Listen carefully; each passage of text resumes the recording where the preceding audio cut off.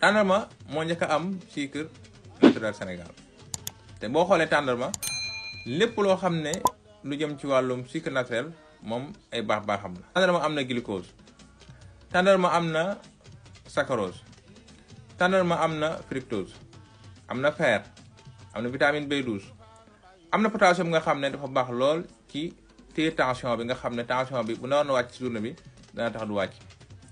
tàndarma am na également polyphénol nga xam ne day tax nit ki ay cellules am du gaaw a màgget.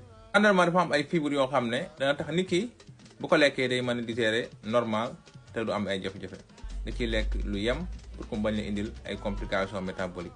am ñoo xam ne jàmm moo leen gënal ay, am ñoo xam ne ay moo leen gënal jàmm, am na ñoo xam ne nag daxaar moo leen gënal bisaab, am na ñoo xam ne lingom moo leen gënal màdd, mais am na ñoo xam ne jën bu ñuy saaf moo leen gënal buleet, am na ñoo xam ne nag buy moo leen gënal bisaab. buy moo ñu intéressé tey. buy lu waay gàtt dégg-dégg nga xam ne buy daa weex dafa këriñ te dafa bëri saalum. naankatu buy mag yëpp xam nañ ne buy dafa bëri vitamine C. même orange bi nga xam ne dañuy wax daa bëri vitamine C, buy moo ko ëpp vitamine C di dem. buy dafa am ferñeent yoo xam ne da koy dimbale ba tax nit ku du gaaw a màgge, dafa am ay antioxydant. moom buy dafay diminuer mauvais cholestérol. boo koy jël cholestérol yu bëri day wàññeeku sa yaram, day tax doo am obésité. buy dafa am propriété prébiotique, mooy tax muy jàppale flore intestinale bi pour muy gën a jàppale système immunitaire, maanaam soldat yaram yi gën a dëgër. buy ñu koy naan dëgg-dëgg seen yaram day leer. buy boo wooree ba ngoon di ko naan da ngay am peau bu éclaircissante waaye peau bu éclatante. boo bëggee xam naan ko buy bu mag laajal Ami Mbaye bete bete naan ko buy bu mag ngi noonu. da koy naan di ko nëbbu waaye na jàpp ne xam naa ne naan ko buy bu mag ngi noonu. buy amul morom, buy kenn du moom. kon bu fekkente ne buy moo la gënal bisaab waxal ma ko ci commentaire yi.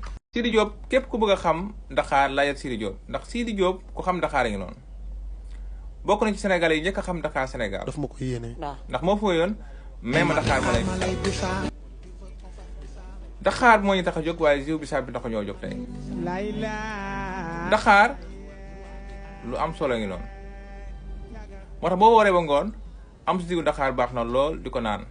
moom lañ njëkk a utiliser boole ko ak ay produits di ko diw si yaram ndax effet hydratant bu mu am ak effet éclaircissant.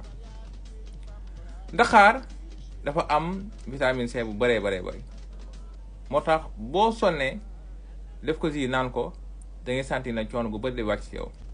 Daxaar dafa am potassium, Daxaar dafa am phosphore, Daxaar dafa am flavonoïde nga xam ne moo lay dimbale ba sa cellule du gaaw a màgget. Daxaar ñi nga xam ne dañuy am poids ñu bëgg ñu perte poids dañ leen digal ñuy naan jus Daxaar ndax dafa am un acide hydroxycitrique nga xam ne mooy tax sa graisse du dajaloo ci yaram bi. Daxaar mën na régler sa suukar indirectement.